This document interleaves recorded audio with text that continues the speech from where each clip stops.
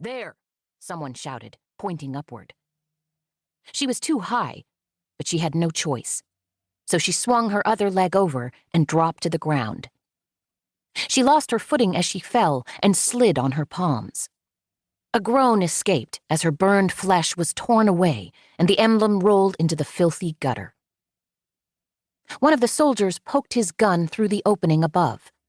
She scrambled to her feet and scooped the metal circle into her mangled palm as the ground exploded with gunfire around her.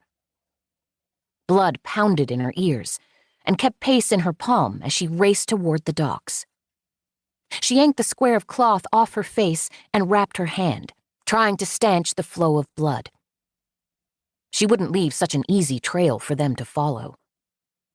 She turned down a dark alley and skidded to a halt. Dead end. She turned too soon.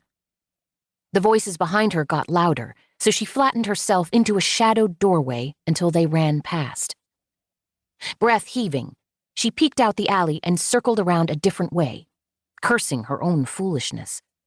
She didn't have time for mistakes. Once she reached the waterfront, the lanterns along the gangplank tempted her to run headlong in that direction. But that way lay certain death. Instead, she took a sharp left and hurried to the very last row of slips, where the young stable hand whose clothes she'd borrowed waited at the oars of a rowboat. "Ready, mistress?" he whispered. "No titles, no names," she reminded him. He nodded, Adam's apple bobbing as he glanced behind him. She followed his gaze, saw the men rounding the corner toward the docks. "Hurry!" He leaned on the oars, and she moved in front of him, grabbing the second set. When she put her injured hand on the oar, she swayed as another wave of dizziness hit. But she couldn't give up now. Too many lives were at stake. "I can do it," he whispered, when a whimper escaped her throat. She nodded, but set her hands on the oars anyway, pulling with all her strength. They had to move fast. They slipped through the water, hidden in the shadows of the other vessels, and made their way to the port side of the cargo ship, which faced the open water and wasn't visible from shore. A stiff breeze blew off the water tonight, and it smacked the rowboat into the wooden side of the ship with a loud thump. They glanced at each other, frozen, then let out a little sigh of relief as a rope ladder descended from the darkness above. Seconds later, someone started climbing down toward them. The stable boy kept the rowboat steady while she helped the trembling teenage girl aboard. "Crouch down and don't make a sound," she hissed when gratitude and fear tumbled from the girl's lips.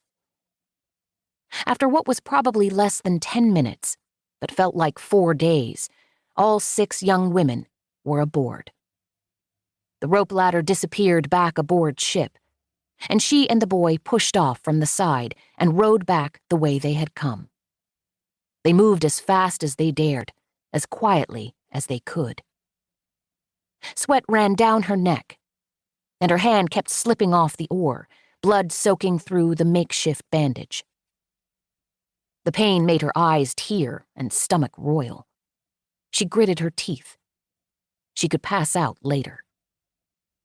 A quick look over her shoulder at the ship they just left showed the armed men marching up the gangplank, lanterns and weapons held aloft.